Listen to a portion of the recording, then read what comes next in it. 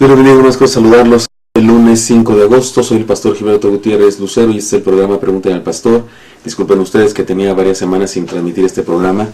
Ya lo he mencionado en las otras grabaciones, los devocionales, que estuve fuera y el problema del internet en otros lugares, en una ocasión no es tan bueno y intenté cada lunes pasado transmitir este programa, pero fue imposible. Pero ahora seguimos adelante, estamos aquí y me da mucho gusto tenerles, los que están viéndome en vivo y los que estarán viendo este programa posteriormente. Qué bueno que estamos juntos. Y vamos a entrar a las preguntas porque supongo que hay muchas acumuladas. Ya perdí la cuenta, las voy metiendo a la página, perdón, al documento donde que abro para ir poniendo todas las preguntas que me mandan ustedes.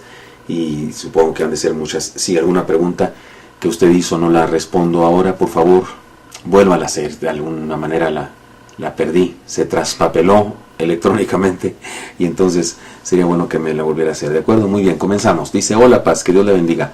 Le felicito por los 15 años de pastorear Oreb y le agradezco a Dios por usarlo, a usted por su dirigencia, su actitud de liderazgo y su ministerio de servicio para Oreb. Es una bendición. Pregunta: ¿cómo puedo combatir una adicción? Me parece que sigue hablando aquí. Paz, me siento muy mal porque cada vez que peco traigo muerte a mi familia, a mi alma y me alejo del propósito con el que Dios me mantiene aquí. No puedo decirle que he hecho todo lo que está en mis manos. Soy consciente, recuerdo que usted ya ha hablado de este tema antes, es más, en pláticas de varones, en los sermones y devocionales he escuchado palabra de Dios, pero no he podido. Paz, me molesta mucho ser así porque es vivir siendo hipócrita y mal agradecido con el Señor, pecando en su presencia y luego pidiendo perdón, porque después del pecado uno se siente fatal y luego volver a lo mismo. Me da mucha pena contarle esto, pero prefiero seguir buscando manera de salir para siempre del pecado. Le mando un abrazo. Muy bien. Creo que usted, más que una respuesta aquí en este programa, necesita atención muy personal, necesita buscar ayuda y puedo atenderlo en una cita pastoral. Le espero, por favor, haga la cita cuanto antes. También tenemos algunas personas expertas en adicciones en nuestra iglesia, una psicóloga, una psiquiatra, y le pueden atender también y ayudar. De hecho, hemos abierto un grupo tiempo atrás para tratar adicciones, una especie de salsa, un grupo de personas, todas con alguna situación de adicción, y se reúnen alrededor de una reflexión bíblica y buscan ayuda. Sin embargo, ya que usted me hace la pregunta aquí, aunque le insisto, usted debe buscar ayuda más intensa, profunda, seria y sistemática que esta respuesta. Pero la primera cosa que tiene que hacer usted es algo que me parece que está manifestando en su pregunta, que es el reconocimiento de que no puede por sí mismo. Eso es fundamental. Reconocer que no puede, reconocer que tiene una adicción, tiene una especie de obsesión, algo más fuerte que usted, que lo lleva a realizar una vez más eso que no desea hacer, eso que usted declara, reconoce que está mal, que le hace daño, que le hace sentir mal después de que lo realiza, pero que le mueve otra vez a hacerlo. Usted debe reconocer eso, que no puede por sí mismo, absolutamente debe declararse, no al tipo carismático, pero declararse lo que es real, incompetente para solucionar eso y reconocer que solo por la ayuda de Dios puede lograrlo. Después de eso me parece que debe, usted dice, deja entrever en su escrito, dice que no ha hecho todo lo que debe o todo lo que puede. Pues hágalo entonces, hágalo. Ha dejado de ir a la iglesia, ha dejado de orar, ha dejado de tener vida devocional, ha dejado de responsabilizarse de su trabajo. No sé qué cosas a usted se refiere que ha dejado de hacer, pues háganlas. Si reconoce que las ha dejado de hacer, entonces es consciente de que las dejó de hacer, es consciente de que no ha hecho todo lo que tiene que hacer, pues hágalo, por favor. Y en tercer lugar, por supuesto, no puede estar solo. No puede resolver eso solo, necesita ayuda, necesita un grupo de personas en las cuales confesar, compartir, decir, desahogarse y buscar el consejo. Y si estas personas son personas que han experimentado la misma problemática que usted y que también pueden compartir su propia experiencia, eso es mucho mejor. Y por eso insisto que en nuestra iglesia existe un grupo así. Le pido que se comunique a la oficina de la iglesia, que haga una cita para hablar conmigo y yo le daré direcciones y pasos que debe dar para integrarse a ese grupo y salir adelante. Insisto, no creo que deba usted creer que con mi respuesta va a recibir la ayuda que necesita. Usted necesita una ayuda más intensa y profunda que una respuesta en este programa, ¿de acuerdo? Entonces, reconozca que no puede por sí mismo, busque a Dios haciendo las cosas que debe hacer y que ha dejado de hacer. Y si lo que ha dejado de hacer es congregarse, leer la Biblia, tener vida emocional, pues hágalo, por favor, y busque un grupo donde pueda apoyarse. Siguiente pregunta. Esto es muy, muy serio, esta pregunta que me acaban de hacer. Tan seria que no se puede abarcar aquí en este programa, por eso busque más profundidad en la respuesta, ¿de acuerdo? En forma personal. Siguiente pregunta. Hola, Paz. Que Dios le bendiga mucho. Cada día quiero aprender más y más de Cristo y de cómo ser un auténtico discípulo. Tengo muchas ganas de servir a la obra del Señor y me quiero preparar. Me acabo de inscribir al Instituto Bíblico y estoy muy entusiasmado por crecer en Oreb. He empezado a tener un momento de oración cada noche y de lectura de la Biblia, pero es aquí donde en mi experiencia me hace que yo tenga algunas dudas. Hace años compré una Biblia de estudio versión Dios habla hoy, la cual he desempolvado y estoy leyendo, pero noto que tiene unos libros que no me son familiares en mi otra Biblia Reina Valera, y son estos libros deuterocanónicos, Tobit, Judith, Esther, DC, me dice otro cachito de Esther, los libros de los Macabeos, Primera Macabeos, Segunda Macabeos, Eclesiástico, Sabiduría, Baruch, Daniel, otra vez otro cachito de Daniel. La pregunta es en concreto, ¿me será de bendición estudiar o simplemente los ignoro? Yo le digo una cosa, no son malos libros, no son perversos libros, ni mucho menos. No son libros inspirados por Dios.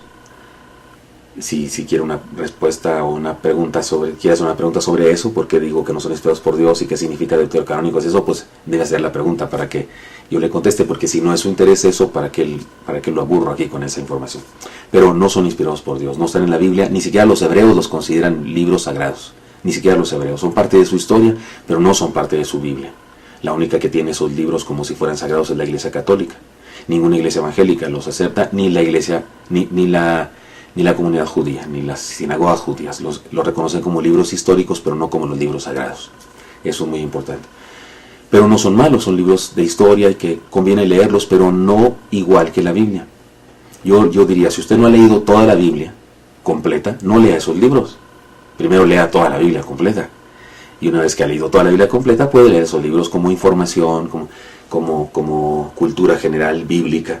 Son libros muy buenos para entender el Nuevo Testamento, porque usted y yo leemos Malaquías y dejamos a un pueblo hebreo lleno de idolatría y de problemas sociales porque tenían conquistas y demás, y damos la vuelta a la página y nos encontramos con Mateo, donde el pueblo judío es absolutamente monoteísta, creen en un solo Dios. ¿Cómo cambiaron tan pronto? Bueno, es que hay 350 años de historia en medio, 400 años literariamente hablando, porque la historia del Nuevo Testamento se escribió hasta 50 años después, por eso son 400 de literatura, pero 350 de historia real. Y eso es lo que pasa en ese periodo. Algunos de los libros estos que usted menciona son parte de ese periodo y nos ayudan a tener un contexto histórico de lo que pasó en medio, entre Malaquías y Mateo, por así decirlo, en nuestra Biblia. Entonces, como historia son buenos y conviene estudiar de qué se tratan y esas cosas, pero insisto, son de importancia secundaria. No son como la Biblia, entonces conviene que usted lea la Biblia más que ninguna otra literatura. Y si ya la ha leído toda y ahora va a hacer una nueva lectura de la Biblia, ahora reflexionando y estudiando detenidamente, tal vez conviene leer esos libros como parte de su preparación para entender el Nuevo Testamento.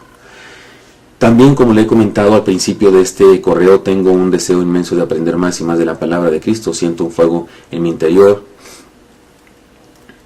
Me siento muy feliz y es por eso que quiero crecer como es debido, estudiando, dedicando el tiempo. Mis papás tienen una Biblia de estudio Reina Valera 1960 llamada La Biblia en un año, donde cada día del calendario se tiene que leer 2 o 3 capítulos del Antiguo Testamento, 2 o 3 capítulos del Nuevo Testamento y varios versículos de los Salmos y de Proverbios. Mi segunda pregunta es, ¿esta es una forma eficaz de estudiar la Biblia? ¿Podría recomendarme alguna forma de estudiar la Biblia? ¿La he de leer de corrido? Por supuesto que la Biblia en un año es una magnífica manera de leer la Biblia. Si usted habla de estudiarla, me parece que debe tener al lado suyo un cuaderno, tal vez un comentario, tal vez un diccionario, porque eso sería estudiarla. Detenerse en un pasaje y leerla. Me parece que leerla toda en un año es bastante complicado estudiarla toda en un año, a menos que usted sea pastor, teólogo, predicador y se dedique de tiempo completo a eso. Me parece que la mayoría de las personas que tienen un trabajo de 8 horas o más al que se dedican, les va a resultar muy difícil estudiar toda la Biblia en un año. Uno puede leer toda la Biblia en un año. Yo regularmente hago eso cada año, pero eso no es mi estudio bíblico, es mi lectura bíblica. Pero usted va a estudiar la Biblia, usted debe seleccionar un libro en particular, Puede ser de corrido, si quiere, puede ser el Génesis y después Éxodo, o puede ser un libro del Antiguo Testamento y la siguiente semana o el siguiente mes, según la extensión del libro, irse a un libro del Nuevo Testamento y estudiarlo. Pero estudiarlo se refiere a hacer más de una sola lectura a cada capítulo.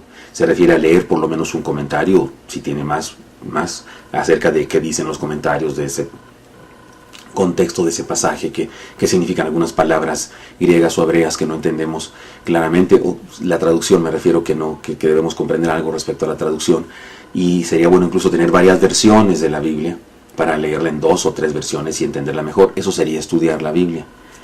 Y hay Biblias de estudio, como la Biblia de estudio, Nueva Biblia de Estudio Mundo Hispano, que antes de cada libro y cada carta tiene una introducción a la carta o al libro. Nos dicen qué fecha fue escrito, quién lo escribió, cuáles fueron los propósitos, cuáles son los temas, y conviene leer eso antes de leer el texto mismo si vamos a estudiar la Biblia. Si vamos a hacer solamente una lectura es una cosa diferente, pero si vamos a estudiarla, conviene leer una introducción que nos dice de qué se trata y esas cosas, y entender algunas palabras. Insisto, conviene tener un diccionario para entender algunas palabras que puedan ser difíciles de comprender en la primera, y eso sería una forma de estudiar la Biblia. Y hay Biblias de estudio, insisto, muchas. Usted puede buscar una. A mí la última que sacó la Casa Bautista Aplicaciones me gusta mucho, la Nueva Biblia de Estudio Bíblico Mundo Hispano. Esa me parece que es muy excelente y la recomendaría yo. Y luego dice usted: sé que este correo es muy largo y de antemano le pido una disculpa, Paz, no hay problema si no lo contesta al aire y solamente me escribe un correo de respuesta. Bueno, cuando aparece la palabra pregúntele al pastor, yo de inmediato lo mando a esta carpeta y no la leo hasta aquí enfrente para responderla. Por otro lado, estoy muy feliz, pues acabo de terminar mi carrera como contador público y quiero servir a mi Señor cada día, ya sea en la oficina, donde quiera que vaya, ser un profesionista que refleje a Cristo en sus acciones y su trabajo. Es por eso que también me gustaría poner a las órdenes de Oreb estas nuevas habilidades después de 4 años que duró la carrera en la que Dios me bendijo tanto. Felicidades, hermano, un abrazo, Dios le bendiga, felicidades. Qué bueno que terminó esa carrera, qué bueno que llegó a esa meta. Dios lo bendiga y lo use como usted dice, qué bueno. Muchas gracias por su tiempo, Paz. Por cierto, me dice su nombre y Dios le bendiga. Tomó la decisión de no leer los nombres aquí por cualquier razón, no ninguna de tipo que tenga que ver con ética o algo, sino que es preferible hacerlo así para que cuando haya preguntas muy serias, muy complicadas, no revelar el nombre de quien la hace, ¿de acuerdo? Y Dios lo bendiga mucho. Y sí, espero que un día estos pase ahí donde me saludan la gente al salir del culto y me salude usted para identificarse conmigo. Dios le bendiga mucho. ¿De acuerdo? Muy bien. Y otra pregunta. ¿Qué es la doble predestinación? Se estaban tardando en hacerme esa pregunta. Y yo pensaría que me hubieran hecho esa pregunta después del sermón de ayer, pero no, me hicieron esa pregunta hace bastantes días. Seguramente en algún otro domingo, en alguna predicación yo mencioné la doble predestinación. Muy bien, o mencioné la frase doble predestinación. Muy bien, resulta que hay una palabra en la Biblia, que es la palabra justamente predestinación. Dice que fuimos predestinados, dice el apóstol. Déjeme, le busco uno de los textos que dice así, permítame un momentito. Dice... Y la palabra predestinados es en sí misma, en español, muy seria, ¿verdad? Dice Efesios 1:11. En él asimismo tuvimos herencia, habiendo sido predestinados, conforme al propósito del que hace todas las cosas según el designio de su voluntad. Esa es la versión 60, es la única que tengo aquí ahora. Y hay otro lugar en donde habla Romanos también de eso. Pero para responderle a usted en forma sencilla, si su pregunta requiere de más complejidad en la respuesta, me hace otra vez la pregunta, por favor, y yo le responderé. Pero algunos opinan que en vista de que Dios es soberano, y yo creo eso, es soberano por supuesto, algunos opinan que la salvación de los seres humanos no depende de otra cosa sino de Dios, y que la condenación de los seres humanos no depende de otra cosa sino de Dios. Los que piensan así no creen en el libre albedrío, no creen que exista tal cosa como libre albedrío. Piensan que ya está destinado previamente por Dios quién va a ir al cielo y quién va a ir al infierno, y que no hay remedio al respecto. Ellos dicen que no hay por qué el ser humano se pueda quejar, porque todos somos pecadores, todos estamos alejados de Dios y todos merecemos la perdición. pues ya de por sí estamos perdidos y no hay manera de evitarlo. Y que Dios, teniendo a todos ahí perdidos, en su soberanía, decidió escoger a unos para salvación. Y esos son los escogidos, los predestinados. Eso implica que hay otros que no fueron escogidos por Dios, así es que están predestinados a la condenación, ¿no? Por eso yo uso la frase doble predestinación. Porque decir que no creo en la predestinación es decir que no creo en la Biblia, porque la Biblia habla de la predestinación. Sin embargo, ¿qué tipo de predestinación es la que creo que debemos creer nosotros? Usted y yo, por lo menos yo creo que así debe ser nuestra iglesia. Creemos que Dios previamente ha establecido, ha predeterminado que en Cristo su Hijo tengamos salvación los que creemos en Él. A mí me parece que esa es la predestinación. Dios previamente estableció, decidió anticipadamente, antes de la fundación del mundo, que aquellos que creyeran en Cristo serían salvos. Yo no creo que Dios haya escogido a unos y les haya dado a esos unos la capacidad de creer para ser salvos, y que a otros no les haya dado la capacidad de creer para ser salvos. Y en tal caso entonces los dejó en su condenación. Lo que complica el asunto es que Dios todo lo sabe. Él tiene previo conocimiento de las cosas. Él todo lo sabe, ¿no? Déjeme leer otro pasaje.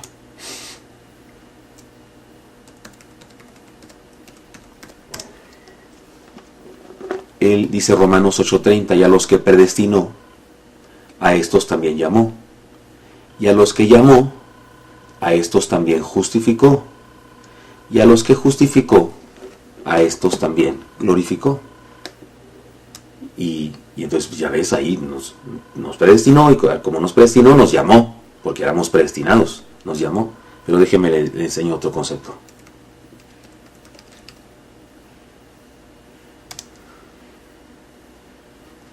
Ay, no aparece.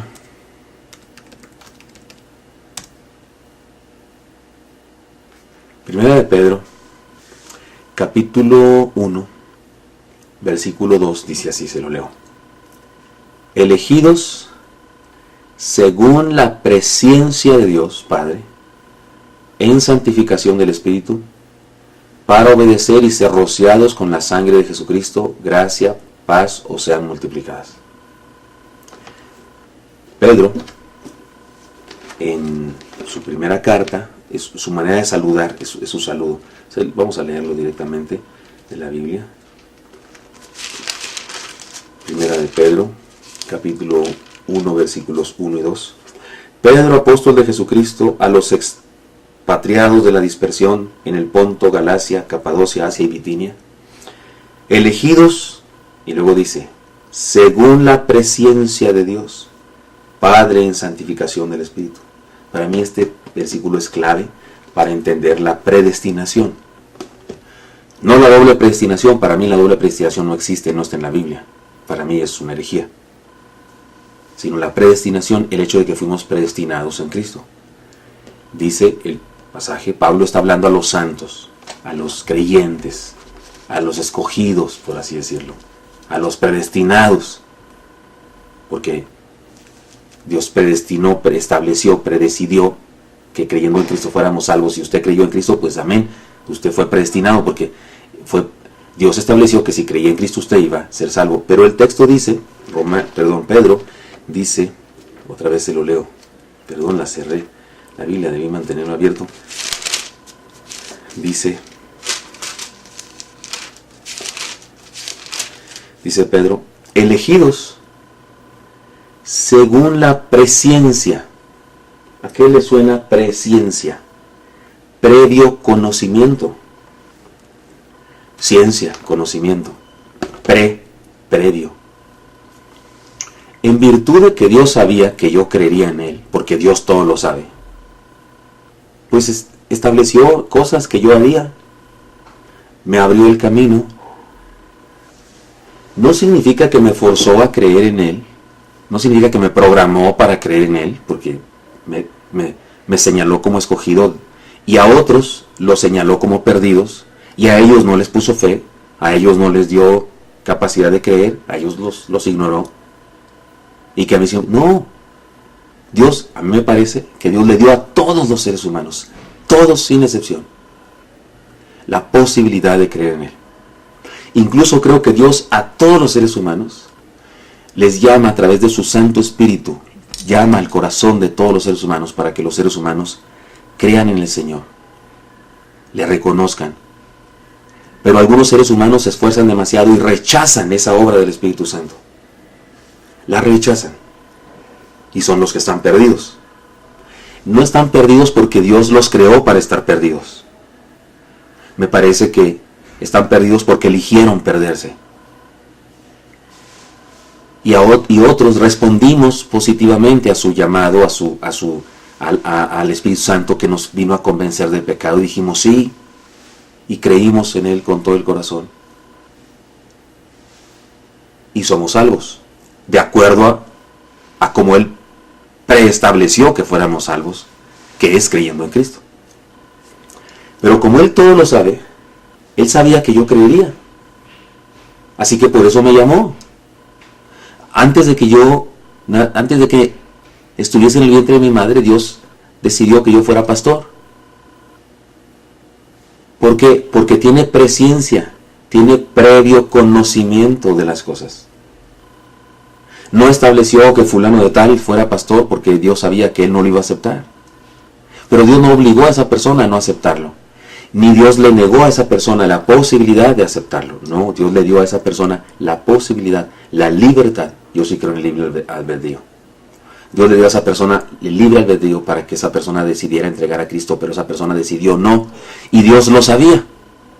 Por su previo conocimiento, es que pues Dios no lo llamó para ser pastor ni esas cosas, porque Dios sabía que ni siquiera iba a ser cristiano. Repito el texto de Pedro. Elegidos, suena a predestinación, pero luego dice, según la presciencia. Es decir, esto es lo que complica a las personas que creen en la doble predestinación. Entonces, ¿por qué Dios preparó las cosas? Porque sabía que creerías. Tiene presciencia. Elegidos según la presciencia de Dios, Padre, en santificación del Espíritu para obedecer y ser rociados de la sangre de Jesucristo. Gracia y paz os sean multiplicadas. En la historia los bautistas generales y los bautistas particulares se peleaban. Los particulares decían que Cristo solo murió por los salvos. Y los generales se decían, no, Él murió por todos, aún por los que lo rechazan. A mí me parecía tan absurda esa cuestión. Murió, punto. Murió para ser la opción de salvación. Yo creo que soy más general que particular, pero me parece absurdo estar peleando por eso. Me queda claro que el beneficio de su muerte en la cruz solo se recibe cuando se es salvo. Solo lo recibimos los salvos. Los que lo rechazan, pues como si no hubiera muerto por ellos, digámoslo así. Porque pues no experimentaron la salvación de su sangre, de su derramamiento de sangre. Pero por supuesto que su sacrificio en la cruz fue universal, por supuesto. Y todo ser humano tiene la libertad, el libre albedrío, la libre capacidad de decidir. Acepto, creo y experimenta salvación. Por la gracia de Dios, por la soberanía de Dios, por la absoluta voluntad de Dios. No es el ser humano que se salva en lo absoluto, es Dios quien salva. Y el que se pierde escogió eso. Ignorancia, pecado, maldad, lo que usted quiera. Pero escogió eso. Entonces, la doble predestinación, porque esa fue la pregunta, ¿qué es la doble predestinación? Seguramente me ha oído decir eso. Es la creencia de que Dios escogió a unos para ser salvos y escogió a otros para estar perdidos. Hay quienes dicen, no los escogió, nomás los dejó ahí en la perdición. Que dicen eso, este es el ejemplo clásico, dicen ellos, ahí está un río, un lago lleno de perdidos. Y llega Dios y va decidiendo a quién salva. Porque Él tiene misericordia, usan textos de Romanos y otros más. Y él tiene misericordia de quien tiene misericordia, y se compadece de quien se compadece, y al que quiere endurecer, endurece. Basados en esos textos que yo ya expliqué un día en este programa. Si alguno de ustedes con esto que estoy diciendo. ¿Quiere más explicación? Por favor me vuelve a escribir. Y repito lo que dije en esa ocasión, y ya expliqué un día todos esos versículos bíblicos. Fue el programa más largo que ha habido de Pregúntale al Pastor, duró 1 hora y media. Debe durar media hora, estoy a punto de terminar, pero ese duró 1 hora y media. Y lo vuelvo a hacer si quieren. Si hay dudas, lo vuelvo a hacer, porque la palabra de Dios debemos entenderla bien y creerla con todo el corazón. Así que lo vuelvo a escribir. Pero la obra de predestinación es esa idea de creer que Dios iba sacando a unos para salvación y a los otros no los escogió. Si no los escogió, entonces déjeme decirle, es lo mismo que si los escogió para perdición. Dice usted, no, estaban perdidos desde antes. De acuerdo. Pero eso es la doble predestinación. El que unos tienen un destino preestablecido de condenación y otros tienen un destino preestablecido de salvación. Esa es doble predestinación. Yo no creo ni tantito esa idea. Lo expliqué el domingo. Yo pensé que esta pregunta hubiera surgido pensaría que esta pregunta hubiera surgido del domingo, ayer que prediqué, pero no, es una pregunta más antigua que me hicieron antes. Pero decía yo ayer de una frase, por aquí le debo tener la frase, déjeme se la leo. Leo esa frase porque aquí está déjeme ver si encuentro rápidamente. No voy a poder porque perdería mi conexión ahorita, pero la frase me la mandaron, alguien de ustedes, y me decía esa frase, si creo en la soberanía de Dios, estaré en seguridad o algo así. Yo digo, amén, claro que sí. Yo creo en la soberanía absoluta de Dios, y absolutamente creo. Pero está muy bonita esa frase, porque habla de la soberanía de Dios. Pero el joven que me mandó la frase y me hacía una pregunta, hablaba de la doble predestinación. Y yo digo, sí, es bien lindo saberse escogido. Pero, ¿qué tal el que no se sabe escogido? Porque hay no escogidos. Si usted cree en la doble predestinación, entonces hay no escogidos. Ni para qué mandamos a Oriente, a Rahab y Jonás a predicar. ¿Para qué si ya están escogidos? ¿Para qué los mandamos? ¿Para qué hacemos predicación? ¿Para qué nos gastamos dinero en hacer un templo más grande para alcanzar a más personas? Están escogidos, ya están escogidos, son salvos. ¿Qué les predicamos? Están escogidos, ¿no? Me parece absurdo esa idea. Pero suponiendo que así es, entonces solo hay una pregunta en la humanidad que vale la pena hacerse: ¿soy escogido o no? Y si alguien dice, no, yo no soy, en la torre, está perdido para siempre, y qué espantosa vida, qué horrible vida, qué desagradable experiencia saberse no escogido. ¿Para qué existo? ¿Para pegarse un tiro? ¿Estoy existiendo si voy a irme al infierno para siempre? No, yo no creo en un Dios así. Creo en un Dios lleno de misericordia, del que dice Pablo, no es que se retarde su venida, sino que no queriendo que ninguno se pierda. Dios no quiere que nadie se pierda. Eso está claro. Si de veras existiera el hecho de que ya está establecido tu destino, que te vas a ir al infierno, ¿para qué se retarda Dios? Pues ya que no queriendo que ninguno se pierda, ¿cuál es la idea? No, porque Dios quiere darle oportunidad a todos. Por eso Pablo decía, a los débiles me hago débil, a los sabios sabio, es decir, para ver si alcanzo alguno. Porque sí, por eso mandamos misioneros a donde quiera, porque existe la posibilidad de que crean en Dios. El Dios soberano, absolutamente soberano, que en su soberanía preestableció que en Cristo está la salvación, y que el que cree en Cristo es salvo, y que en su previo conocimiento nos escogió, porque sabía que creeríamos, y nos escogió para cierta clase de vida, porque tenía previo conocimiento de esa verdad. Muy bien, espero que haya entendido, hermano. Perdón que me apasiona este asunto de la salvación, y por eso respondo a una pregunta tan breve con tanto discurso, pero la doble predestinación es eso: creer que hay unos predestinados para ser salvos y otros predestinados para estar perdidos. Doctrina que yo no comparto y que recomiendo no creer. Muy bien, la enseña quien la enseña, Puede ser que la enseñen grandes teólogos y grandes predicadores, no importa. Yo creo que este libro es la verdad, no los grandes predicadores, ni los grandes teólogos, ni su servidor. Es este libro el que dice la verdad. Por eso yo apelo a lo que dice este libro. Y estoy dispuesto a discutir con cualquier grande predicador y con cualquier gran teólogo, autor de cientos de libros y de pastor de una mega iglesia. No importa, esta Biblia es la verdad, no el prestigio de un pastor, ni de nadie. ni el prestigio ni la falta de prestigio de un pastor, ni de este que habla, ni de nadie. Y por referirme a mí, hablo de falta de prestigio, no de prestigio, ¿de acuerdo? Muy bien, espero que esté contestada su pregunta, hermano. Hemos llegado al final de nuestro programa, disculpen ustedes, se me acaba el tiempo, pero espero que sea bendición para ustedes. Nos vemos la próxima semana, hermanos. Dios los bendiga. Hasta luego. Nos vemos.